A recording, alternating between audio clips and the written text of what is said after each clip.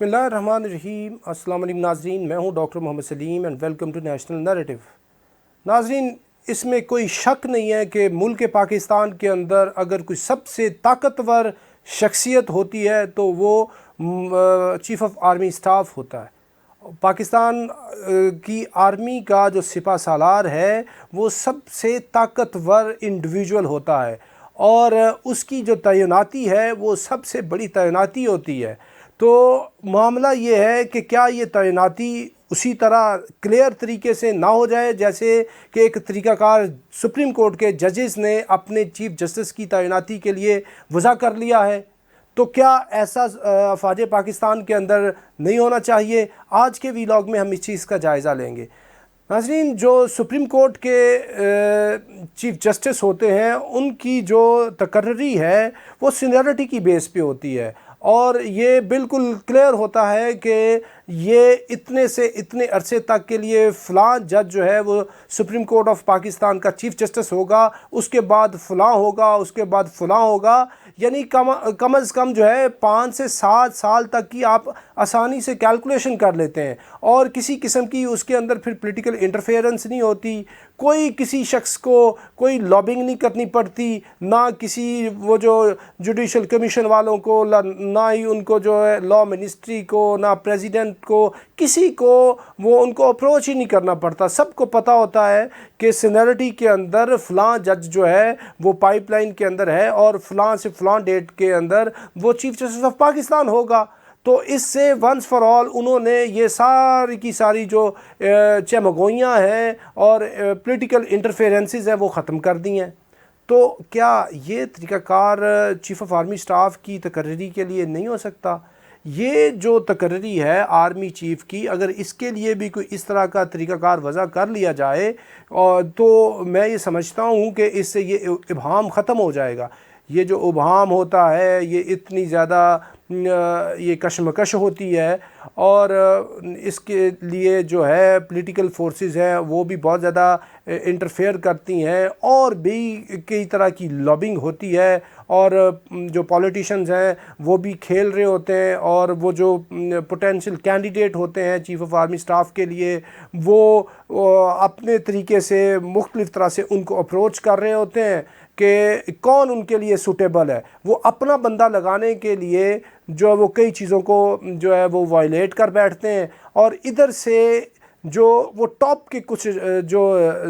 General officers ہوتے ہیں ان کے درمیان یہ ہوتا ہے کہ کوئی بھی ان میں چیف آف آرمی اسٹاف بن سکتا ہے۔ تو ایسی صورت کے اندر یہ جو معاملہ ہے وہ یہ دونوں کے لیے جو ہے وہ اتنا وہ سود مند نہیں ہے۔ اور آرمی کے اندر جو سینئر آفیسرز ہوتے ہیں اگر آرمی خود چاہے چیف آف آرمی اسٹاف جائے یا out going chief of army staff بھی چاہے کہ بھئی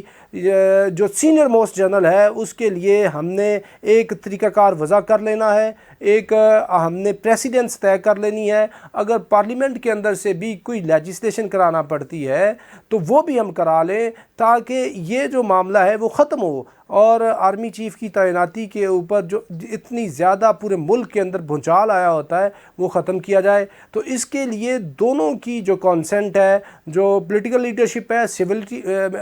ملٹری لیڈرشپ ہے، دونوں کی ٹاپ لیڈرشپ کو بیٹھ کے یہ معاملہ طے کرنا ہوگا۔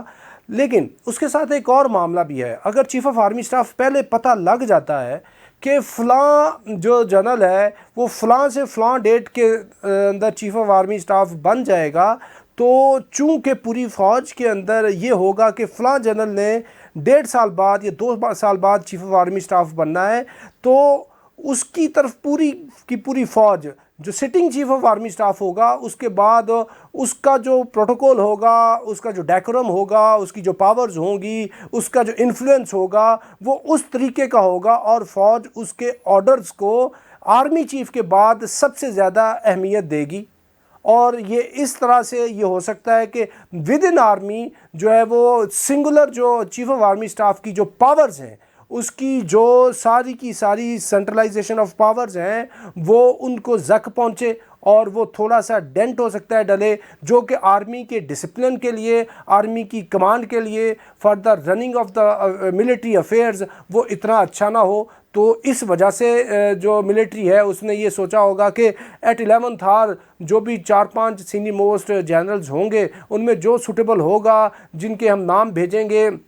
ادھر سے ریکمینڈ کر کے ڈیفنس منسٹری کو، وہ آگے جائیں گے پرائم منسٹر آفس کو، تو ان میں وہ سلیکٹ کر لے۔ تو اس میں ایک یہ پہلو آتا ہے یقیناً کہ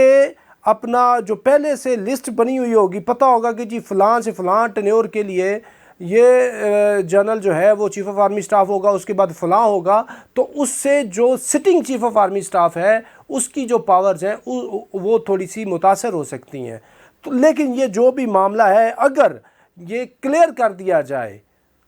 کہ یہ سینیورٹی کی بیس ہونی ہے یا فلاں فلاں جو بھی ایلیمنٹس اس کے اندر شامل ہونے ہیں، ان کو اگر تھوڑا کلیئر کر دیا جائے تو اس ابہام کو دور کرنے سے ہو سکتا ہے کہ اس کی جو تعیناتی ہے وہ تھوڑی آسان ہو جائے، اور اس سے کیا کہتے ہیں ملک کے اندر جو سول ملٹری لیڈرشپ ہے اس کے تعلقات کے اندر بہتری رہے، اور یہ جو سول جو لوگ ہیں وہ جو اپنا بندہ لگانے کی کوشش کرتے ہیں وہ والا معاملہ بھی ختم ہو، اور آرمی کے اندر بھی یہ جو لابنگ کرنا پڑتی ہے یہ سیولینز کو یا جو بھی آپ کہہ لیں وہ چیز بھی ختم ہو جائے۔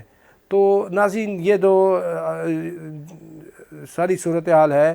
اس کے اوپر ہم نے آپ کو رہنمائی دی ہے۔ تو ناظرین اب تک کے لیے اتنا، up till next time, thank you very much. Pakistan زندہ باد۔